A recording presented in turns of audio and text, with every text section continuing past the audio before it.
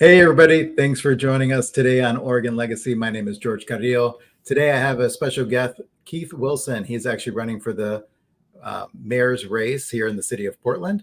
Today, we're going to keep it lighthearted, just like we normally do in our fireside chats. We're going to try to get to know Keith a little bit more about his personal life. And maybe if we have time, we'll dive a little bit into policy. But today, it's really about just getting to know Keith. So let's welcome Keith onto the stage.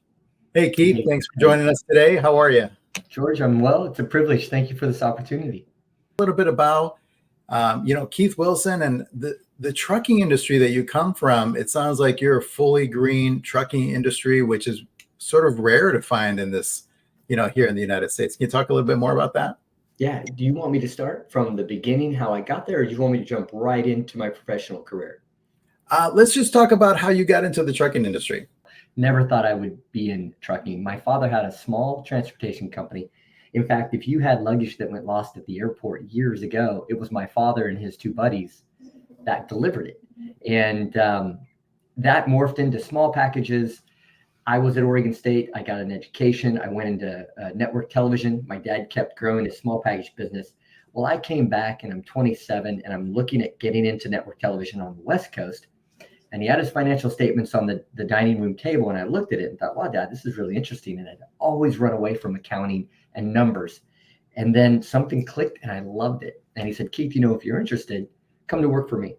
And I did. And I took that challenge and then I jumped in with both feet in the deep end and really started working extremely hard.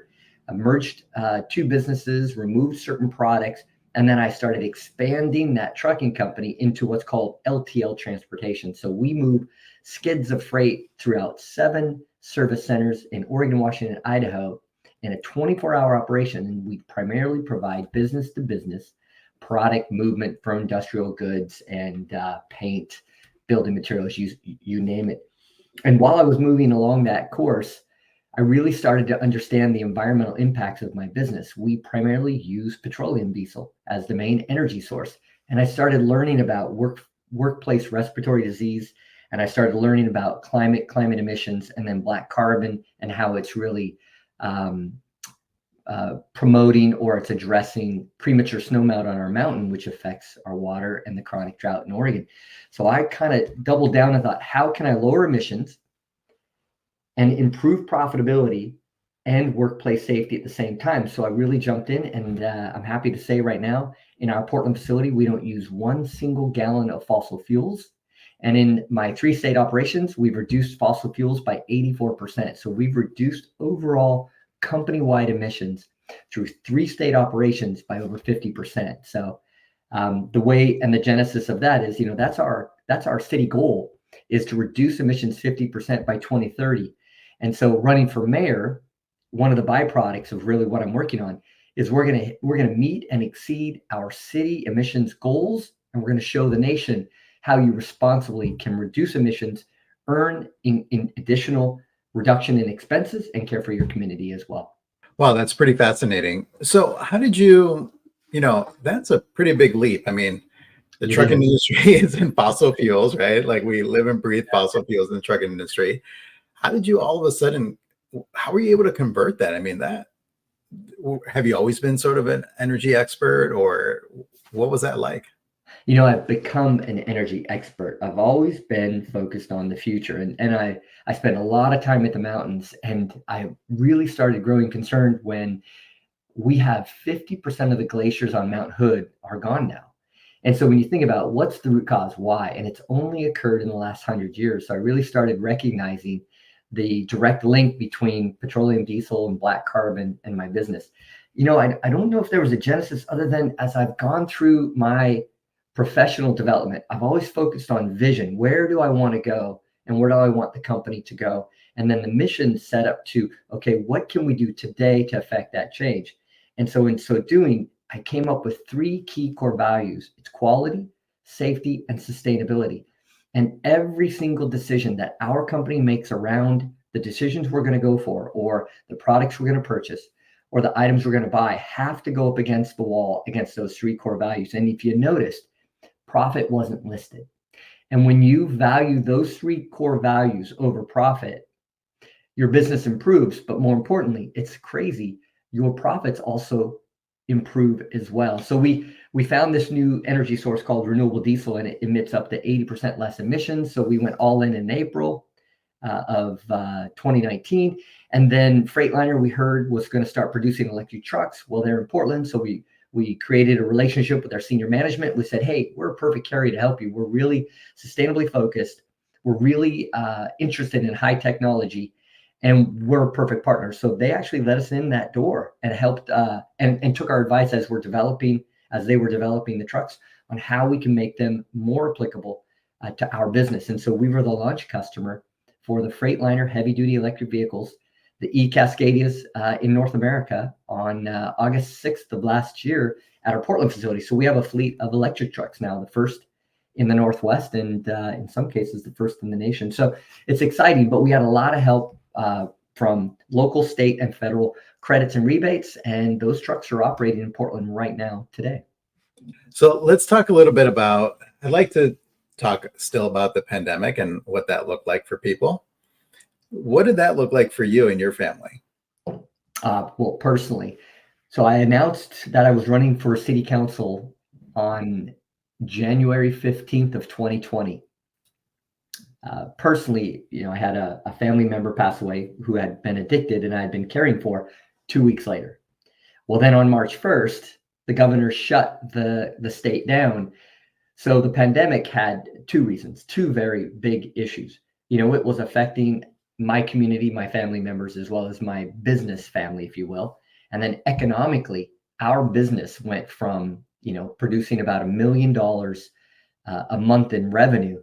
It plummeted 30-40% overnight. So you can imagine the fear, the concern. How do I care for my staff? How do I care for my family? And then that 2 months, we kept everybody on payroll. We knew it was going to be somewhat short term because we knew we had to have products. And then we started growing out of that right around June, July. We kept everybody on staff, and then we saw our numbers just start to slowly get back. And then we were able to really care for our community. But during that massive time, that scare, we jumped all in. I mean, I remember my team, we were doing food bank deliveries, PPE deliveries. We were delivering care boxes for Sunshine, the Sunshine Project, the Sunshine Division. We worked with the police officers delivering care boxes to affordable housing complexes, because there was a tremendous issue where people weren't going to store, didn't have the income, or didn't have the food. So our team just jumped in and really started doing a lot of volunteer work. And then about 4 months later, our business was stabilized back to where it was, and then we were full on from there. So it was a scary time, George, but we did what we needed to do, and we treated it like the Great Recession. We've got a lot of experience in a lot of big economic hiccups. And so we just chose to care for our community. We cared for our employees, and then we just jumped in, and we knew it was going to come back just based on a previous experience. But a lot of scare, man. Yeah, the pandemic, I think, affected people in many different ways, from not having toilet paper to, kids at home. What did that look like for your family as far as, do you have grandkids? Do you have children? What did that look like for them and everyone around you? Well, my wife, Catherine, is a teacher. So obviously she was impacted greatly, had to pivot to online. And then with my children, they were both high school and grade school at the time. So they're pivoted to home. My schedule, frankly, they really helped support me because I was working at that point 12, 14 hours a day, 7 days a week, because of the impact, because it had fallen so far so fast. We had to be very creative in our approach and caring for our community. And then no sooner did those hours be just to kind of hold on and stabilize the business, to kind of, to keep it in business, then our business accelerated because we were at the corner of logistics. And if you noticed, everything and everybody moved away from going to the store to home deliveries and business to business. So our business took off. As far as our family goes and our care, and at Titan, we did a complete lockdown. I mean, we removed all the handles. We went into really safety mode, and we really led from that safety aspect of caring for our community. We didn't have any fatalities. I had a couple friends who had relatives and family members that passed away, which is just a tragic occurrence from that. But personally, in my family, we did not have any, we didn't contract the disease or anything of that nature. So we were very fortunate in that case. I know for us here, like I got really sick, my wife got sick, my kids got sick, and it was just this domino effect. Yeah. And honestly, I remember it feeling pretty painful. I remember my kids got it first, and then I got it, and I just had the opinion of like, how bad could this possibly be? And my goodness, it was, this very traumatic event where it was like, oh my goodness, I've never felt so sick in my life. Yeah. But now looking back, it just seems like a very distant future. I'm sorry, a very distant past. And so as we look to the future, do you think, knowing what we know now, if something were to hit like that again, do you think you would do anything different? I was really proud of what we did do. Having the experience of being a chief executive and being through recessions, because obviously that's what happened economically. And then with our culture, and I had noted it earlier about our core values, quality, safety, and sustainability. Again, expenses aren't mentioned. We're not talking about profits.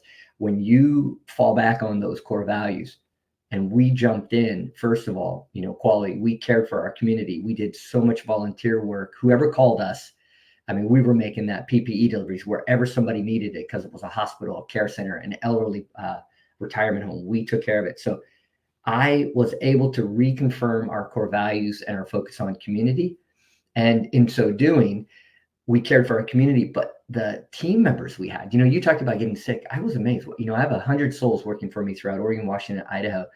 And it was months before we had that first case, George. And I really took that to the sanitation effects, all the doorknobs we pulled off, all the PPE we delivered and we helped with, all the protocols that we kept really solid, because we all 100 of us, we kept working. We were, 4 or 5 months later, we were full on. And so we were out there being exposed. But I think because of our protocols and the drivers and our staff understanding of the seriousness, I mean, we really took safety to a different level, and they all got it, and they really helped us with that. So we hit a home run in a very abject situation. I was very proud at the end of it. It's still to this day. So I want to ask you a question here. Might sound kind of odd, but what do you think the city of Portland can do to attract more top talent here for the Blazers? It seems like our sports team has struggled. We lost Lillard, and now, it's not really a market where it's like people want to run to, like if they were going to LA, Chicago, New York. What do you think Portland can do to attract some top talent and get the Blazers to the championship round again? Well, first of all, I think they should draft me, because in my mind, I'm ready to go. But no, I'm a broken down basketball player. I think I was 12th on the depth chart as my high school basketball team. So they don't want me. Let's just put it that way. But I tell you what, George, I'll take kind of a right turn on you right there. We have to be the best city in the nation to draw talent to want to live in our city. Right now, our city is suffering. It's going to be hard to attract talent when, we may not be able to pay the highest salary, but we've always been able to attract people because we've had the nicest community from a geography, the people, the livability's always been top 10 in the nation. And we're not right now. We're plumbing at the bottom of our nation as far as the major cities go. So let's get our city back on track. Let's address the homelessness by caring and addressing and ending unsheltered homelessness. And that's my plan. In so doing, once we end that next year, through the plans that I have, we address property crime, and we get back to that livability of attracting top flight athletes who, yes, may not earn the highest income because we're not New York or LA, but they know from a quality of life with their families that Portland is the absolute destination of the NBA. So let's win a championship, but let's do it as a community because we've attracted the best talent. We don't have to, again, pay the highest rate, but let's just create the best city so they want to come and play for us. How's that? That sounds great. Well, thank you, Keith. Our time is up right now. I did want to give you a last moment to say anything to everybody, but I wanted to thank you for the opportunity to have this conversation with you. I think it's been very informative, and I'll give it off to you to end us off. All right. Well, to introduce myself to your listeners, to the people who are watching, it's Keith Wilson for mayor.com. That's where you're going to really find all the policy items that I have. And the focus as to why I'm running is, as I mentioned it with your question, George, regarding the MBA. We have to improve livability, but we do that by caring for everybody in the community, both those that are housed and those that are unhoused, by setting up a network of nighttime emergency shelters that I've developed at a tenth of the cost of what the city's currently doing it at. So there's no reason we're going to allow anybody to live on the street without basic care.